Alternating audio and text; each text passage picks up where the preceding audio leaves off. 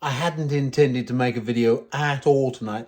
I thought I'd come down here and clean up some of the mess that's on the floor from me using scatter materials. It is a bit of an icky mess. It needs a good clean.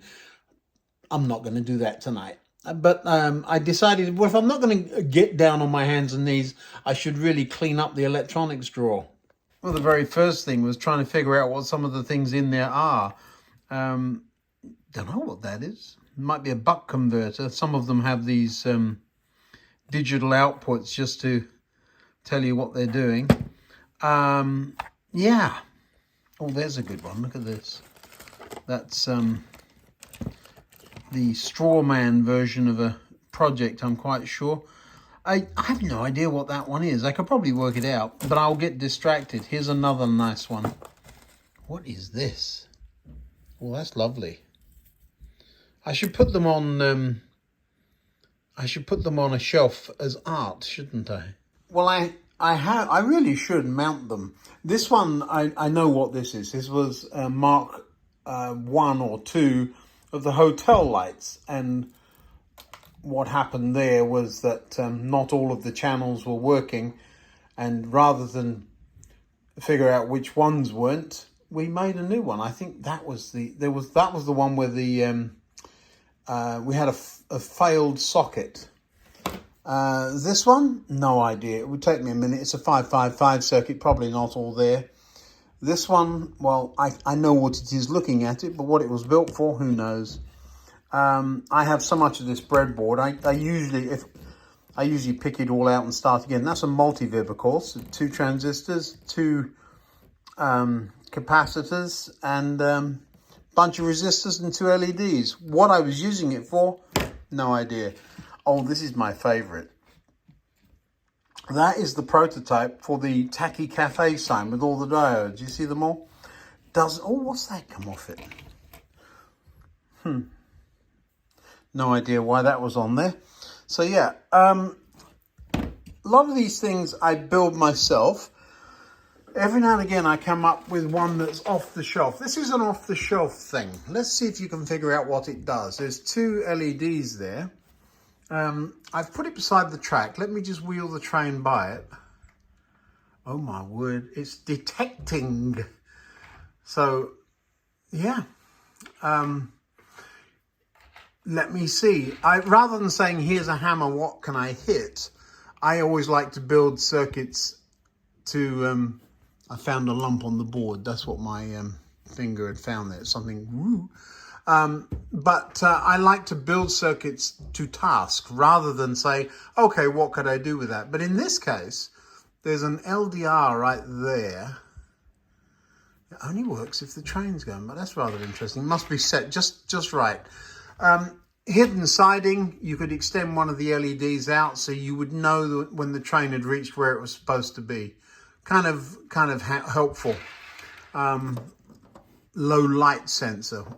I've always thought that sort of a circuit was pretty stupid because I can see when the lights got dim. But that's what it is. I would say because they flash, there must be 2 transistors on there that are part of a multi-vib. There's the 2 telltale capacitors. So yeah, overly complicated for no apparent reason. Has a battery mounted on the back of it. Yeah, I will say that most of what's going on here is not electronics at all. There's a little bit of electrical switchery or trickery going on, electrickery. Simply to get that's just switches in different combinations. Most of this stuff is just lights. In the good old days, the flickering fire would have been made by a circuit of some sort or other, but actually these days, that's just an LED that does that. So plenty going on that doesn't need to. Let me show you over here. Very proud of the Tacky Cafe sign. It looks like it's computer programmed. It isn't. It's just a decade sequencer with a timer running it. So the timer has the next thing advanced and a whole bunch of steering diodes. There's plenty of ways of doing that would be a whole lot simpler than having the huge circuit board. How big? Huge. The same with the lights in the hotel.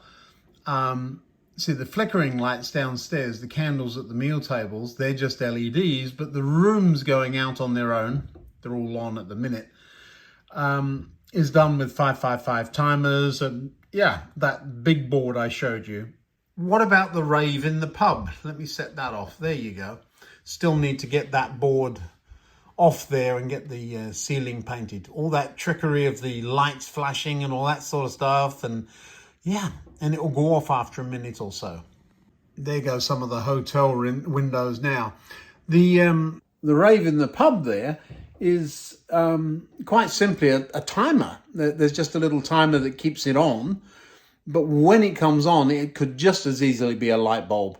I just found some of those fancy LEDs that flash and hooked them together.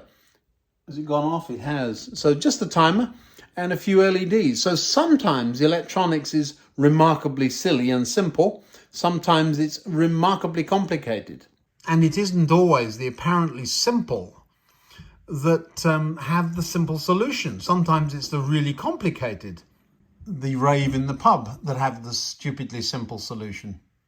Quite a lot going on there, of course. The flashing light on the fire engine doesn't just go on and off, on, off, on. It's dimming as if it's going around, just like I remember them as a kid.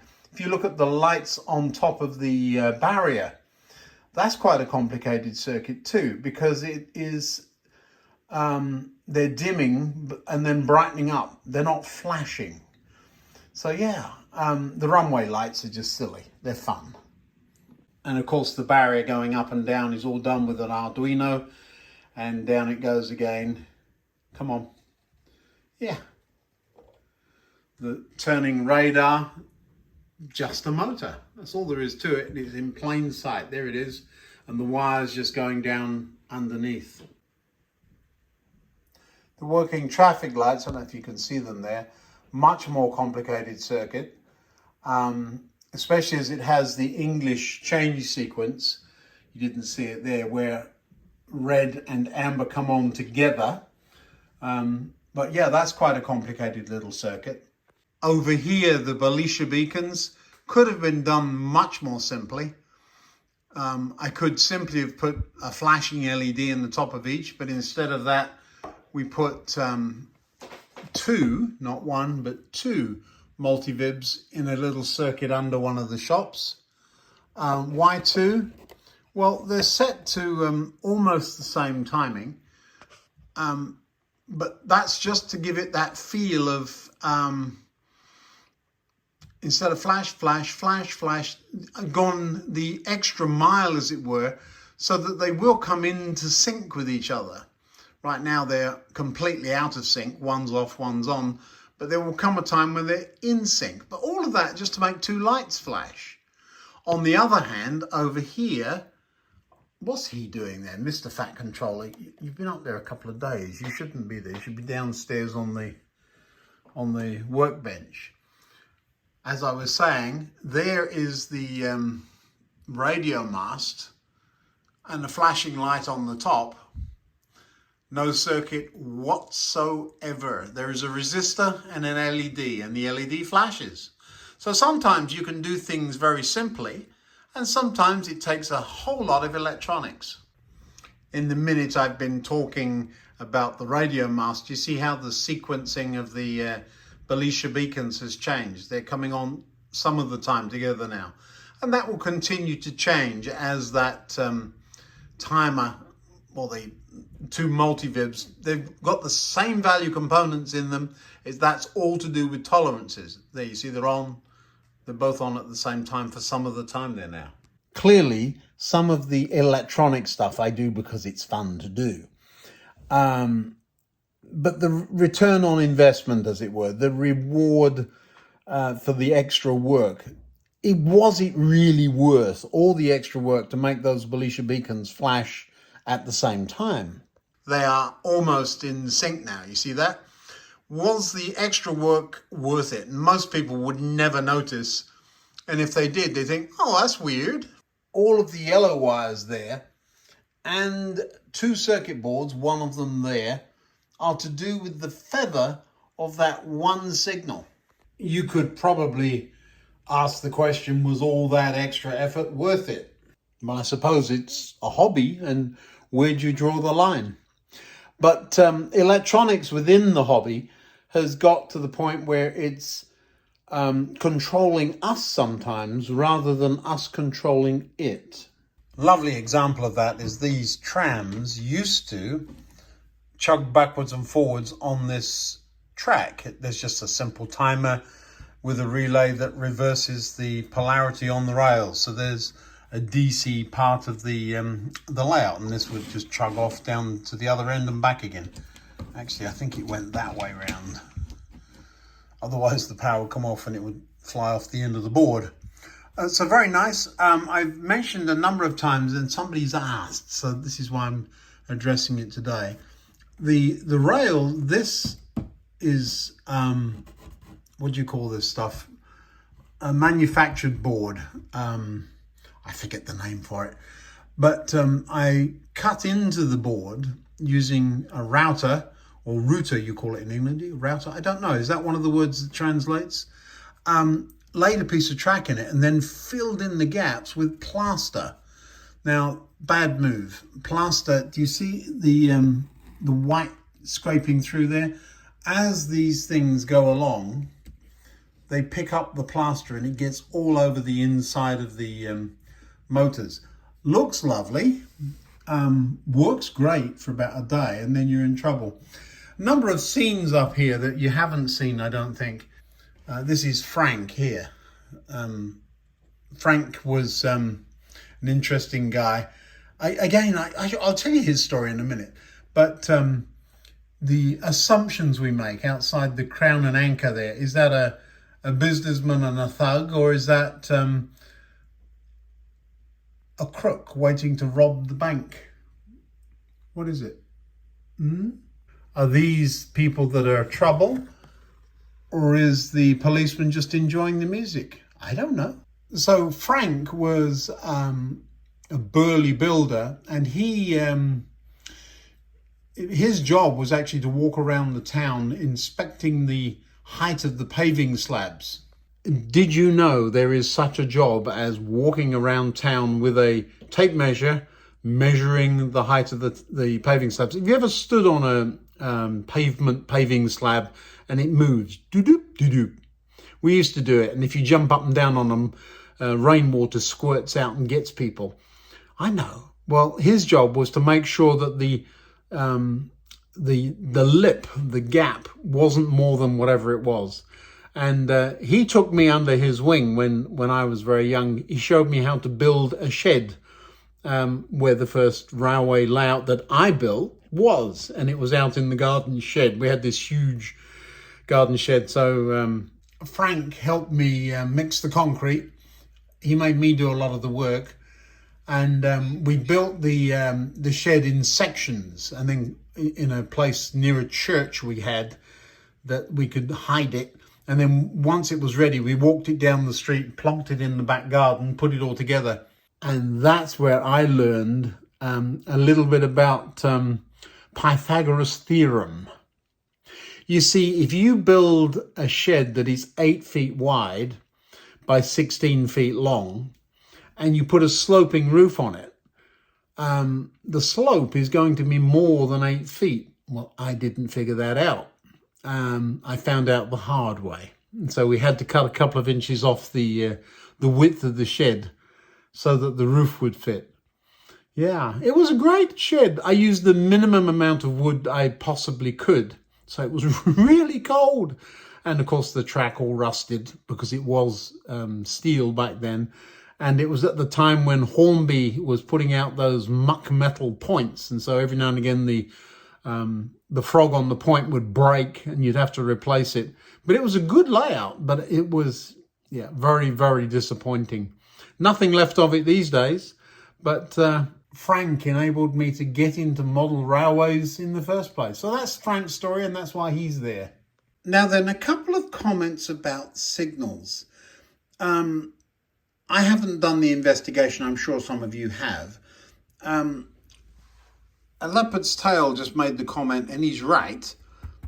Hornby's signals are rather large. They're rather too tall. Now, I do have others, but they're not on the layout. This is the one I was messing about with the other day. And I said this is just an older version. But look at this. Do you see? It's short. It is Hornby. I've just tipped it up and had a look. It's shorter than the new one. Now, the junction signal, also made by Hornby, and a later version with the more detailed lattice. I mean, if I come down to level with it, old, new, newest. I don't know. I mean, I don't think it's quite as simple as there is a simple standard height. I think I wouldn't expect this tall one to be on the end of a platform. I would expect shorter signals, perhaps like this old one, to be there. A couple of comments about, I don't remember who it was, but one of you suggested I should have drilled from this side. I'm going to show you why I didn't, is because, do you see the hole I was using? Can you see that there? The lamp underneath. The holes had to line up with where the light was shining through. So I had to drill through the lamp into the signal. So I had to mark it, and it would have been a little awkward to do.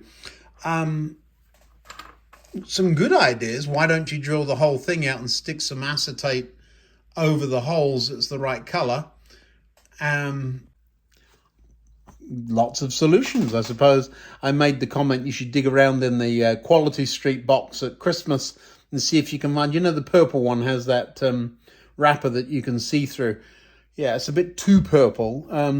The standard gels that I've used in theatrical lighting in the past are a little bit too thick, but I do have these. These are samples. Let me show you what they look like. They're sample books. Back in the day, lighting companies didn't have magic LEDs that did everything, and so they would send out samples of their gels, which are too small for anything.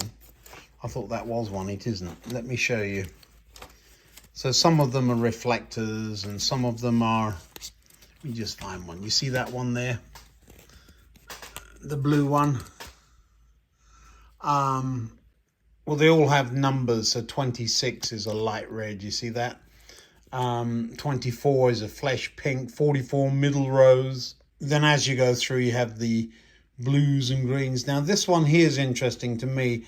There's another version of that, I'm sure, somewhere. But you see the color of that one, the blue-green? That would work in our signals because they were actually blue filters with a warm white light behind them. Let me try and fake that for you. This might be difficult, but the all of the lights are here are warm white, but there's a bit of a yellow light down there. And you see this is blue, but if I put that there, do you see how it looks a bit green? Do you see that? As I put this in front of the window there, do you see? It goes from yellow to green, and we're actually looking through a blue filter. Looking up there even, do you see?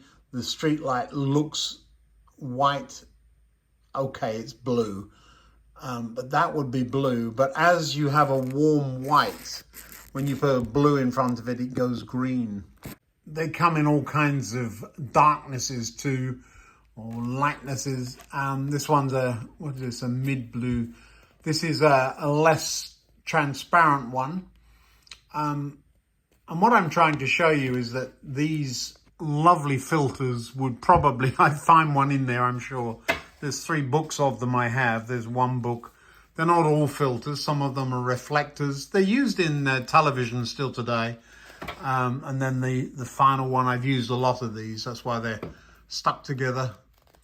So yeah, but there's only a very small piece of each one, and hard to get the big sheets anymore. But those, you'd get quite a few lens-sized pieces out of one of those, wouldn't you? And then the option of running up one small grain of wheat LED and dimming it down a bit to make it look like a signal would perhaps be better. Even if we had the flickering flame one, that might work. A bit of windy night with the paraffin lamps. So yeah, there's plenty of options. I showed you the fiber optic option, and I think I like it. If for no other reason, then it's very easy to hide that strand of fiber optic cable down the channel or anywhere. You can barely see it. But LEDs too would work, I'm quite sure. So yeah, lots and lots of options. The simplest and easiest, the red and green light with the filter or the feather. Certainly the easiest. Did cause a lot of controversy though, didn't it? But I prefer semaphore. Especially since this is a 1965-ish layout. Now, they had plenty of coloured lights back then too, different than they do today, but they did have them. We've got both. I'm going to have a look around in London at Jane's Trains. I'm going back. Thanksgiving has just passed by the time you see this, but for the Thursday of Thanksgiving, I will be in London because I'm shooting this a week early. So I'm flying over to London on that Wednesday and we'll be there on the Thursday and then coming back on the Friday. So I'm going to pop down there and buy the store up again. No, I'm going to see if I can find a couple of signals and a few bits and pieces. And yeah, so that'll be fun. But so plenty of ways of doing things. The simplest is to use 3 aspect color signals. Well, the simplest would be 2, but the red, yellow and green, red, yellow, green, not the other way up.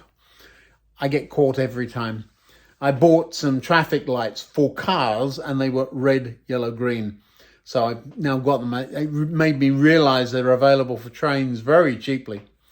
But I don't want just that. That would be easy because a train controller directly controls it. All you've got to do is hook them up and place them at the end or middle of each section.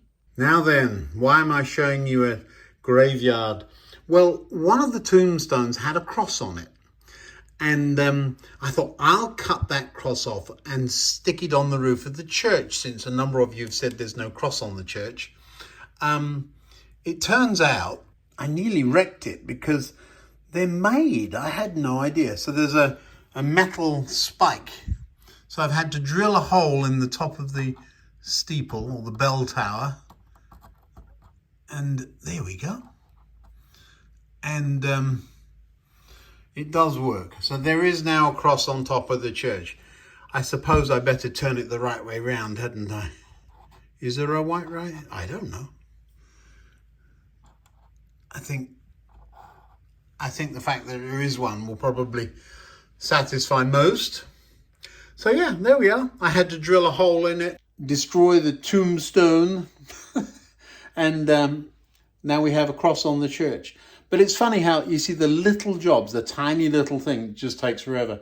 I'll tell you what I was really up to. I was coming over here and I was going to lift the church up and take it out and put some stained glass window in it and then put a light in it. I figured with all this clever stuff here, I surely could make something of a stained glass window, even if it was a modern Coventry Cathedral type stained glass.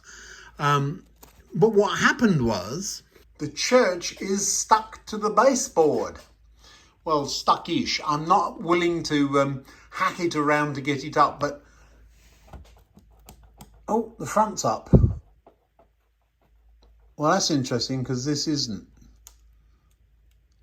I wonder what happened there. I don't want to get into that in a big way, but I was going to put some windows in it. But we do have a cross on the church now, for those of you who were cross at me for not having one, pun intended. I've asked a number of times, what about a name for the station? There's one or two that have started growing on me that you've suggested. I'm not telling you what they are, but keep those suggestions coming. I think we need to name the station. We're heading in the direction of 3,000 subscribers. Good gracious, where did you all come from? it is rather, it makes me feel rather minute. I'm just Ian, just playing trains, and that number of you want to watch? Well, thanks very much. But yeah, so when we hit that mark, we'll name the station, I think. One of the things about adding all of these lights, I need to go around and count up how many there are very roughly. Well over 100. All of those little currents do add up, especially as there's electronic circuits on the system too. And I need to put a meter across this end of it just to see what the volt drop is. We're here now at least 40 feet from here to the power supply, and expecting 9 volts to get all the way around here. Of course it isn't. Everything is still working. So yeah, and for the time being, we're fine. But I probably need to check that. But all of the lighting has got me to the place where we're almost able to run this thing at night. The real frustrating thing is the little chapel where there is something going on. That's also stuck on. I wonder why. I wouldn't have stuck them intentionally. They've just become stuck. But that's just solid blob of resin. There's no hollow inside. So that's very annoying because you can't light it. Yeah, so the cheap Metcalf models that some of you despise really can look just okay if they're used in the right way. I actually like those. Now I have turned the lights out, and there are some things that you notice when you do that. First of all, the red light comes on because it's relying on some light to make that work. The carriage lights, I hadn't realized they were on, but they are, and they do look rather lovely. Not quite enough light. You start to realize that over here, it's a night market. Quite nicely lit, but the street lights are actually doing their job. Look, the caravan with my wife, see how that's nicely lit up. A bit dark over there, so I thought about adding lights to the street organ. I haven't, and there are 1 or 2 of the stalls that just need a little bit of a glow, don't they? This one down here looks lovely, for example. Do you see it? Do you see the light bleed through the roof on the signal box? That's another job. I need to take that off and slap some black paint on the inside. But yeah, that looks lovely. The shed looks lovely too. A little bit of light over there. But there are places that wouldn't have light. So there, that signal box should be another yard light there. That's just the light from the street lights. Nothing more. The station, yeah, it's not as brightly lit as it would be today. The night mail's beautifully dark. I have thought about putting a couple of lights in there. Oh, that's bent. That's showing up all the faults here. So the platforms are about as lit as they would have been back then. My ceiling is blue because of the runway lights. High Street works beautifully. I tell you, my favourite light on the layout is that one there in the trees. I love that, the way it's worked out beautifully. This really shows up some of the shops. It must be 4 o'clock on a winter's evening. So yeah, some things do work. Need some lighting over there. Campsite needs some light. Certainly not enough light for a game of cricket. We could put some floodlights in. They did do that. The green light on the park is from the traffic lights. You can see the barrier pulsing there. And the fire engine, that works beautifully. The runway lights, they don't actually do that in real life. Of course they don't. But they do give the sense of depth. The light in the corner shop over there sort of comes to life. I do wish I'd put a light in the tea room. I didn't, so the tea room is closed. That's a bit frustrating. Again, another favourite is the sign on the pub there. That was very difficult to do, the anchor. So the only lights in the room right now are LEDs on the railway. Now then, out of the darkness, let's get some light on and run a couple of trains, shall we? Haven't seen this one for a while.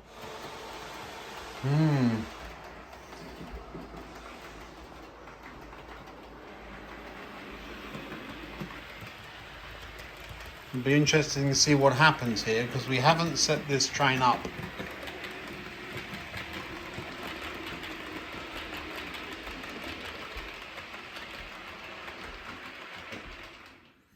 And yet it stopped perfectly. Love it.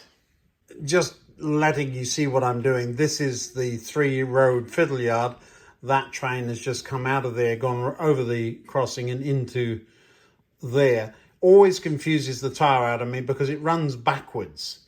And so the locomotive is at the back of the train. So you always think, I have to do something about that. I could just call the front the back, but I do run it that way round. The class 40 is a problem. We know that, so I'm going to put it in the fiddle yard. But to do that, I've got to get the other Battle of Britain out of there.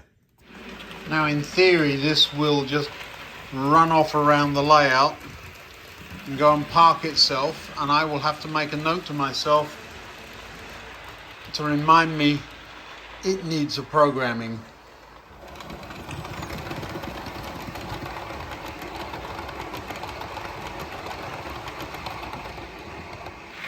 It would have taken me quite a while to figure out the route for this,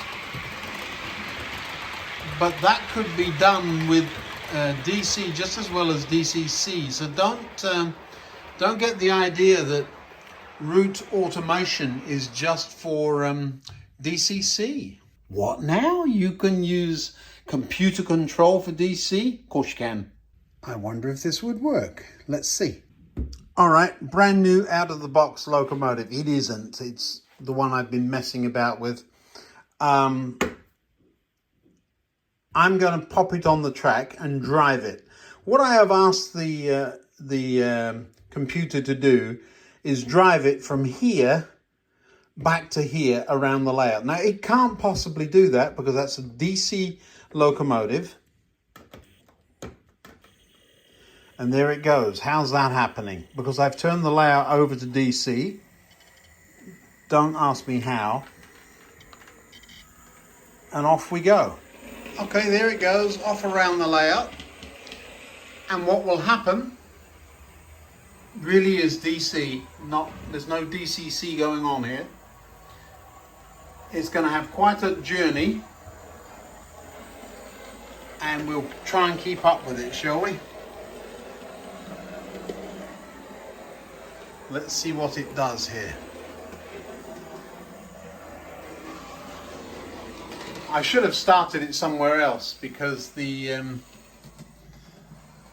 route it's taking, there aren't many points for a little while. So there it goes. The computer is keeping track of it. See the firebox flicker? Oopsie. Well, it jumped the rails, but we'll pop it back on, shall we? There it goes. Heading off down the incline. Little 040 doesn't like my layout. Should see it come down the incline there. Here it comes.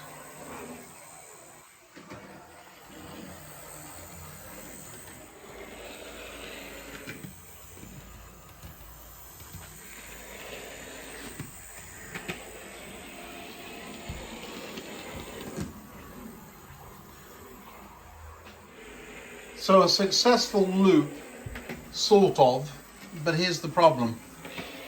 The computer can't make it stop, so I'm going to have to pick it up and pop it on the side. Now, we'll send it a different way, shall we? So just to prove it's running DC, I've turned it around and it's going backwards. It didn't continue running forwards. This time I've asked it to come in the other way round, so now it's got to do something else. What I'm hoping is that these points will change in just a minute, and then you'll see what I mean. Well, that was interesting. The train came up to the points and they didn't change. I thought, well, what's going on here? I knew they should, but the layout being DC and the point motors being DCC, and the reversing loop is catching it out too. It's going back the other way. That's very funny. So it's not quite as straightforward as I'm making it sound. Let's see what happens here. Yes, it's got stuck in the reversing loop. Oh my word. Never have thought of that. I'm going to have to help it past it. Come on then, we're going to lift you over the sensor and pop you down here. Yes, well, we won't try that again. So one of the reversing loops reverses quite a chunk of the layout actually. It reverses all the way from High Street, all the way around the reversing loop and back up to the High Street, which is an enormous loop. The reason for it is that I've got a couple of block detection sections in that loop. I'd forgotten about those, which is quite all right. It just means that the train will go shunting backwards and forwards as it gets into the block detection sections. But in essence, the computer, if I had the point motors running DC as well instead of DCC, you could use the whole layout to run DC. I need to go and switch it back before I bust something.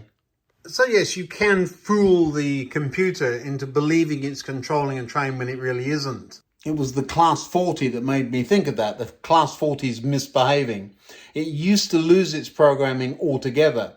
And what I would do then is know that it had gone back to setting 3. I'd tell the computer, run the 40 or wherever it is, turn on a controller to 3 and just drive. And then what happens is that the route changes in advance of the train getting there. So it's a combination of me driving. I can start and stop and go faster or slower, and the computer controlling the route in front of me. So don't get hung up on DC and DCC when it comes to route control, because the same programs will control DC. The point motors in my case are all controlled by a DCC system. So that kind of defeats the purpose of this little trial, doesn't it? Anyway, I thought you'd like to see that. I've spent much more time down here than I intended to tonight. And so that'll be it for today. Are electronics appropriate for model railways? Of course they are. How deep do you want to go? It reminds me of the scene from The Matrix. You can take the red pill or the blue pill. And if you don't know the reference, it's worth a look. But certainly simple things will make a very big difference. Yes, obvious things can be very simple or extremely complex. The goal here is to have a working model railway that I can enjoy. I'm enjoying it. I hope you are too. See you next time now.